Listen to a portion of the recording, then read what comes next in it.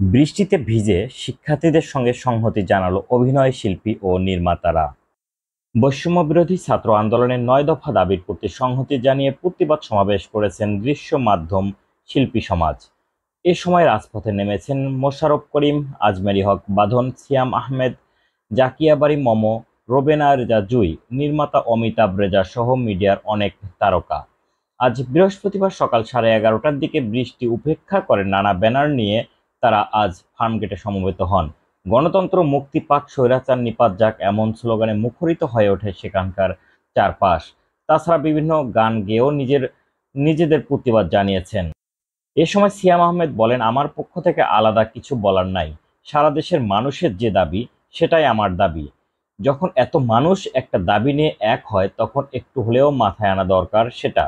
আমাদের ভাই বোনেরা মারা যাচ্ছে। আপনি যদি সুস্থ সবল মানুষ হন, তবে রাতে ঘুমাতে পারবেন না।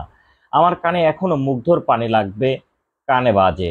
আমরা সারা জীবন মানুষের জন্য কাজ করি, দেশের মানুষের জন্য কাজ করি। ছাত্ররা আমাদের প্রধান দর্শক। তাদের পাশে যদি না থাকি, তবে কাজ করার দরকার নেই। কেন কাজ করব? আমার ছেলেও আজ থেকে 15 বছর পর বলবে, তুমি তখন কি করেছো, কি জবাব দেব তখন? তাই অবশ্যই আমি শিক্ষার্থীদের পক্ষে। যারা মারা গেছে আন্দোলন করতে গিয়ে, তাদের বিচার না হওয়া পর্যন্ত কোনো মানুষ শান্তি পাবে না, এটা আমার বিশ্বাস। আজমেরী হক বাঁধন বলেন, আমি মানসিকভাবে বিপর্যস্ত।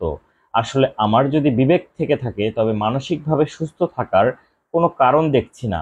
কান্না জড়িত কণ্ঠে তিনি বলেন, যেদিন থেকে গুলি চলেছে, সেদিন থেকেই আমরা সবাই মানসিকভাবে ভালো নেই, একটুও শান্তিতে নেই। আমি শিক্ষার্থীদের সঙ্গে একাত্ম। যারা মারা গেছে তাদের হত্যার বিচার চাই। এসব শিক্ষার্থীদের মাঝে আমার সন্তান